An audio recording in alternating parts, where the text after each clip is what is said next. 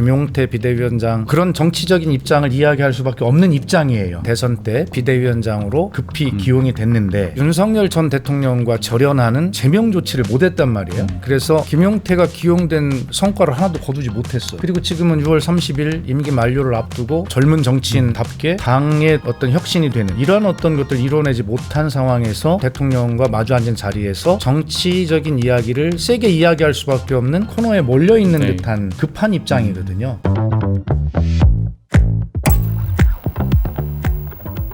네, 오늘 인터뷰를 부탁해에서는 박수현 더불어민주당 의원 모시고 얘기 나눠보겠습니다. 안녕하세요, 의원님. 안녕하십니까? 네. 제가 주말에 SNS를 봤더니 네. 지방에 좀 다녀오신 것 같더라고요. 예. 아무래도 비 피해나 이런 것 때문에 우려 때문이실 것 같은데 상황이 좀 어떠셨나요? 우선 저는 뭐 주말에 지역구를 다녀오는 그런 것보다도 매일 출퇴근하고 있는 국회의원으로 19대 때도 그랬고요. 네. 출퇴근하고 있는데 그렇습니다. 이게 제 지역구가 충청남도 공주 부여 청양인데요. 예, 지난 2년 연속 혹은 3년 연속 특별 재난 지역으로 선포될 만큼 이 비 피해가 굉장히 극심했던 네. 지역입니다. 부여구는 3년 연속, 청양구는 2년 연속, 공주시도 역시 마찬가지고요. 그래서 아주 그냥 뭐 비 소리만 들으면 깜짝깜짝 놀라고 네. 특히 지역구 의원으로서 걱정이 많을 거 아닙니까? 네네. 그래서 비 예보가 나오기 전에 이미 제가 여러 가지 그 시설 관리를 하는 한국농어촌공사 우리 공주 부여 청양의 지사장님들과 일일이 다 전화를 하면서 인재라는 소리를 듣지 않도록 네. 막 워낙 많은 비가 쏟아져서 사람의 힘으로 어쩔 수 없는 것은 모르겠지만 인재라는 소리를 듣지 않도록 사전에 점검을 좀 잘 해달라 이런 부탁도 드렸고요. 근데 지난 주말에 정말 다행입니다. 부여의 홍산면 옥산면이라는 곳은 하룻밤에 한 200mm가 왔고요. 네. 공주시 유구읍에 한 100mm가 쏟아졌고 청양구는 뭐 전체가 한 170mm가 하룻밤에 쏟아져서 걱정이 많았는데 대비도 잘했고 네. 다행스럽게 큰 피해는 없이 넘어갔는데 하여튼 앞으로 이제 쭉 가을 폭우까지 예정이 돼 있기 때문에 지금부터 이제 시작이라는 마음으로 이제 마음을 놓을 수가 없이 네. 잘 대비해야 되겠습니다. 알겠습니다.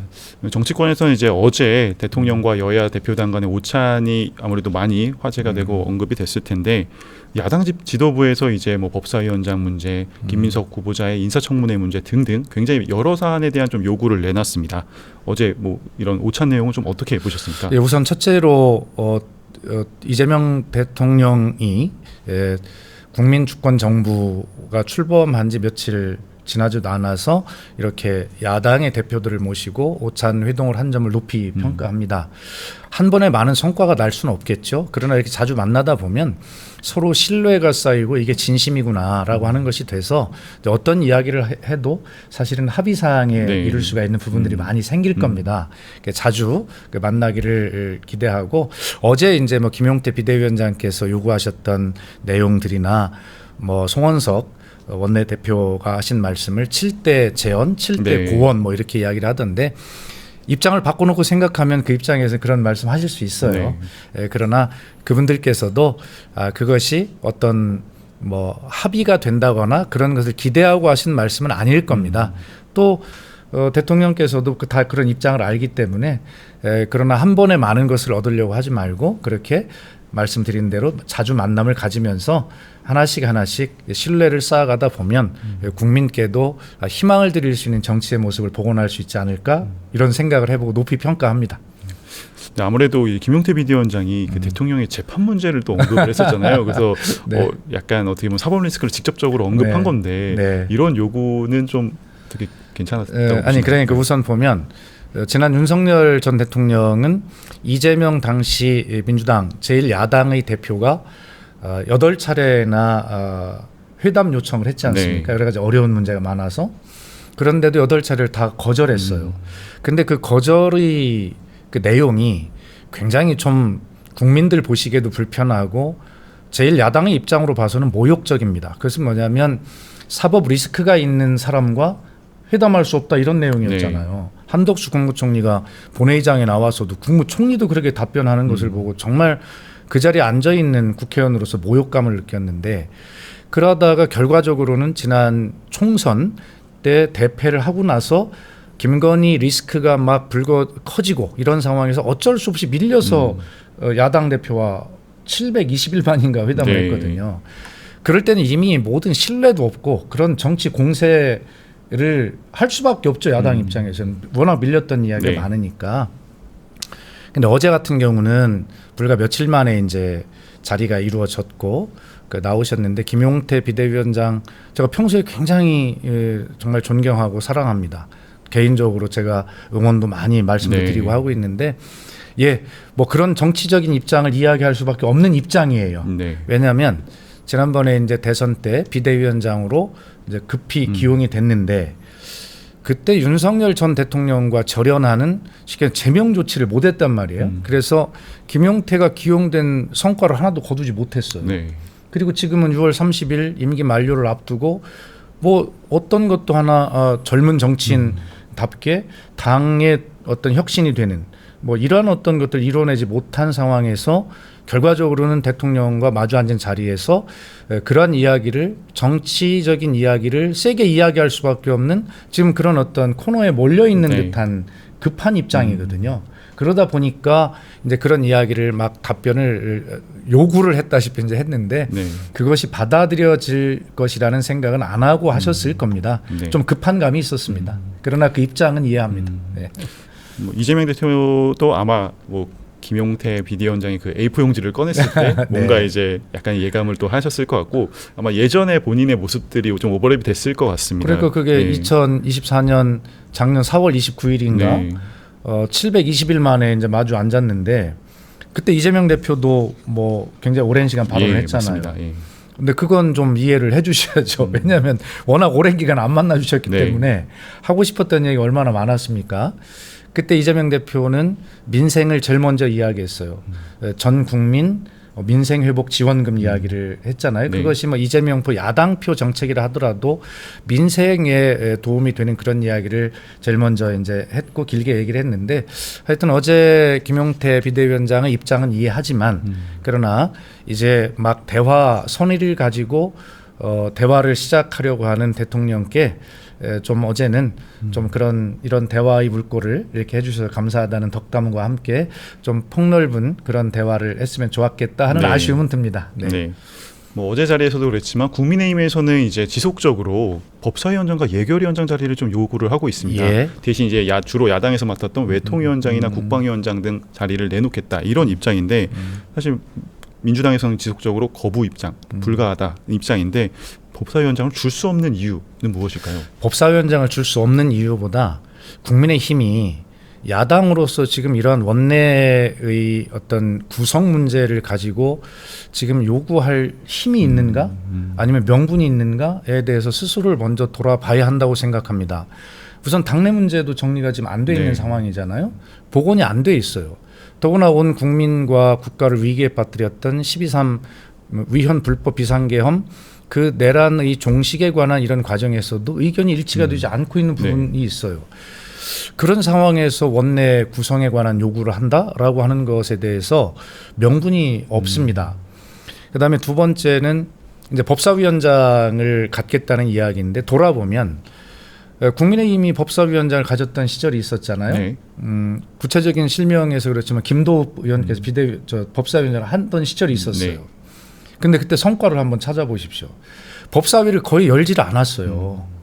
그렇기 때문에 21대 국회가 역대 국회 중에서 법안 처리율이 가장 낮은 국회 중에 하나로 비난을 받지 않았어요. 네. 자, 그렇게 해놓고 법사위원장만 달라. 나머지는 주겠다.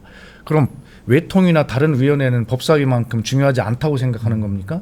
그렇기 때문에 이 문제는 21대 국회 국민의힘이 법사위원장을 가지고 있을 때 가장 법안 처리율이 낮았던 그런 어떤 과거를 생각하면 그것 역시도 또한 명분이 없는 일입니다. 네. 그래서 지금은 그런 어떤 원내 구성에 관한 요구를 가지고 정쟁을 일으키는 것보다는 지금은 당내 문제를 빨리 정리하고 국민에게 신뢰를 받을 수 있는 정당으로 출발하는 것이 외람되고 미안한 이야기지만 그것이 먼저 아닐까 네. 이런 생각을 해봅니다.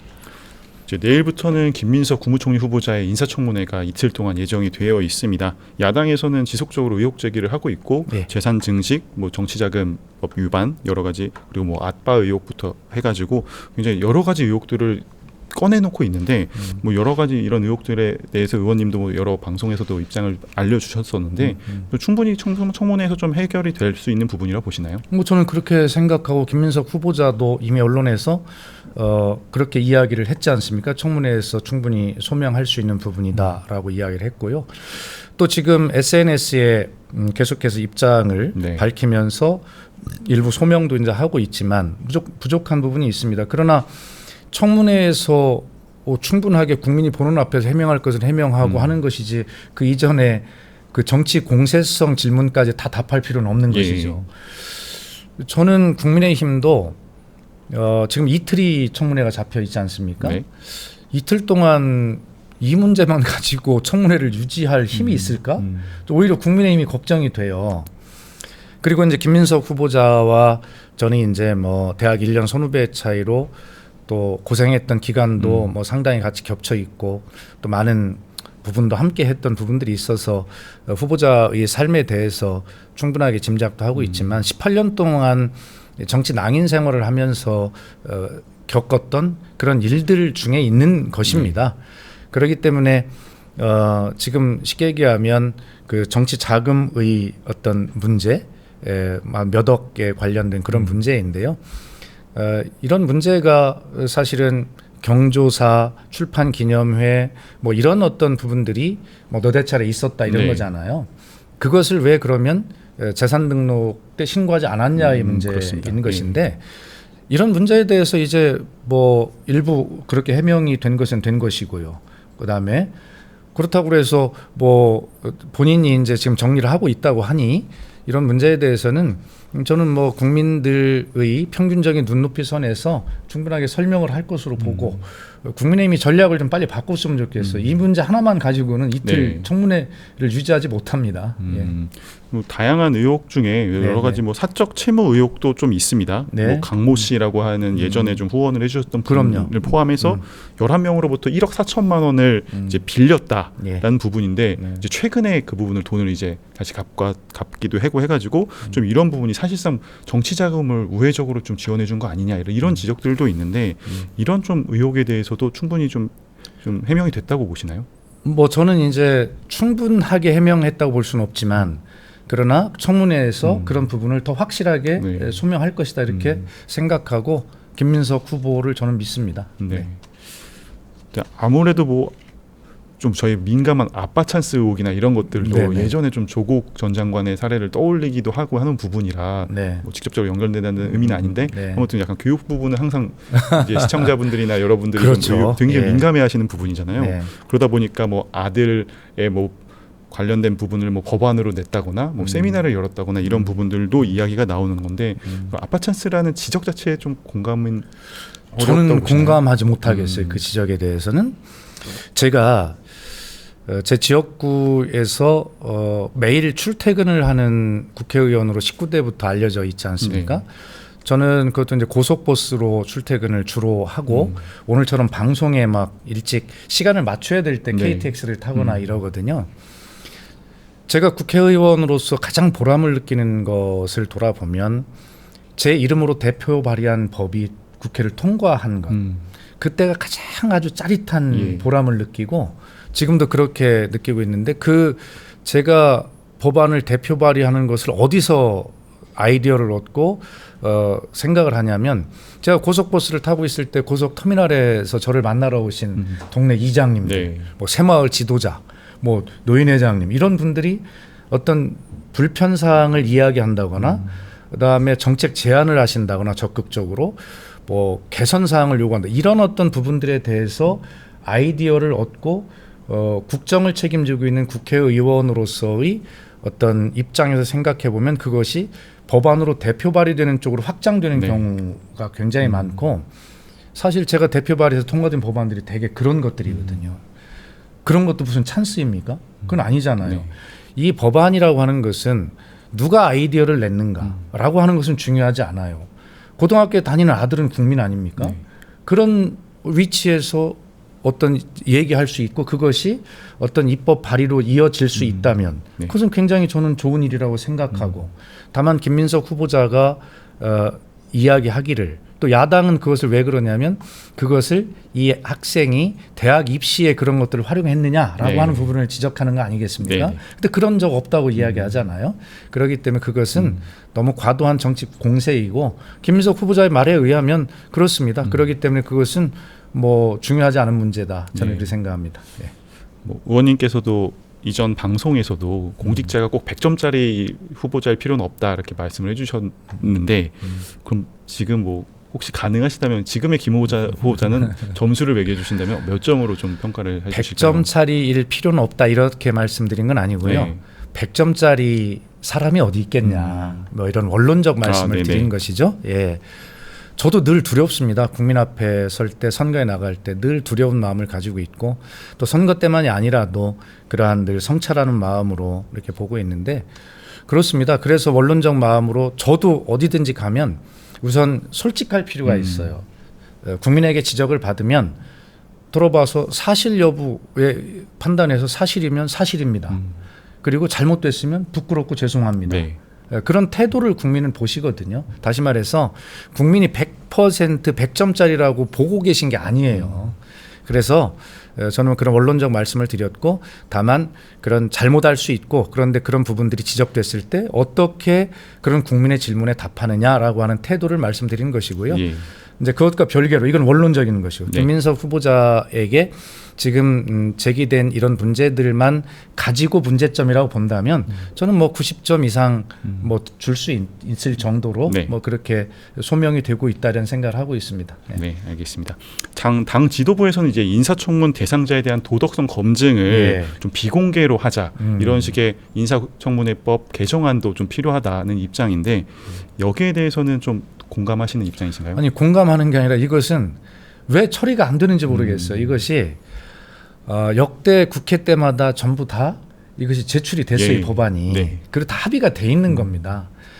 그러나 어쨌든 여야가 바뀌기만 하면 이게 처리가 또 안 네. 돼요. 그래서 이 개정안이 이미 합의된 내용입니다. 그래서 윤리 검증과 그다음에 능력 검증을 별도로 해야 된다. 그래서 윤리 도덕 검증은 비공개로 그다음에 능력 검증은 철저히 공개로 예. 이렇게 하자는 것이고 되게 선진국이 그런 시스템으로 되어 있고 우리도 그런 필요성에 대해서 공감 합의돼 있는데 결과적으로는 이것을 처리를 못해 온 것이죠. 원내대표끼리 처리하기로 사인까지 했어요. 네. 그런데 처리가 안 된 것이 지지난 국회로 제가 지난 국회인가 하여튼 기억을 예. 합니다. 그래서 이번에는 이 문제를 좀 반드시 처리를 해서 그러다 보니까 국민 입장에서 보면 손실도 있어요. 도덕적으로 흠이 좀 적고 능력도 뛰어난 사람이면 네. 더할 나위 없겠지만 이 어떤 도덕 검증 때문에 어떤 입각 제한이나 이런 것들을 거절하는 경우가 네. 너무 많아요. 제가 문재인 정부 때도 이제 청와대 첫 대변인이어서 그때 이런 경험들이 있는데 그때 아마 제 언론 브리핑한 것도 내용이 나와 있을 겁니다. 정확한 숫자는 기억이 안 나는데 어떤 부처의 장관은 무려 27번째인가 그렇게 제안한 분이 장관이 된 부서도 있어요. 네. 그 앞에 26분은 가족의 반대. 그러니까 이렇게 불려나가서 잘못이 있어서가 아니라 이렇게 온 가족까지 탈탈 털리는 이런 거 당하고 싶지 않다. 네. 그래서 가족이 반대하는 경우가 많아요. 그래서 이런 제도는 빨리 좀 정비를 국회에서 해주는 것이 능력 있는 공직 후보자를 뽑아서 국민을 위해서 국가를 위해서 봉사할 수 있는 기회를 주는 이게 국가에게 대해서 국민에 대해서 이익이겠다 하는 생각을 가지고 있습니다. 사실 언론에서 특히나 이런 후보자 검증 때 많이 지적하는 부분 중에 도덕성 관련된 부분이 상당 부분을 차지하긴 합니다. 그렇습니다. 굉장히 좀 예민하게 받아들일 수 있는 부분이긴 해서 근데 이런 부분들이 전체 비공개가 됐을 경우에는 어떻게 보면 물론 심각하지 않은 부분까지 들추는 건 문제가 될 수 있겠지만 전체적으로 국민들에게 공개가 안 됐을 때는 좀 부작용도 있을 수 있지 않을까요? 그러니까 이제 그런 윤리 검증을 다루는 기구 거기에 이제 우선 국민의 대표성을 가진 국회의원들이 들어갈 거 아니겠습니까? 네. 그렇기 때문에 어쨌든 지금 이 질문의 이 기저에는 그런 어떤 국회의원들이 신뢰가 있느냐, 또 정파적으로 나누어서 그 안에서 또 싸우고 예. 그러는 것이고, 그러다 보면 제대로 검증이 되겠냐. 또 사실은 이렇게 국민께 불편하지만 다 직접 알려지는 것이 더 효율적이지 않겠냐, 뭐 이런 어떤 네. 말씀들이 계신 거죠. 결과적으로는 신뢰의 문제입니다. 그래서 이런 제도를 만들되, 그러나 최선을 다해서 국민의 대표라는 생각을 가지고 여야 정쟁을 떠나서 좀 검증에 최선을 다하는 그런 어떤 모습을 보여주는 그런 신뢰를 만들어가는 것, 네. 그것이 결과적으로는 첫 출발이어야 한다고 생각합니다. 안 하는 것보다는 네. 다소 문제가 있더라도 그렇게 시작하는 것이 맞죠. 네.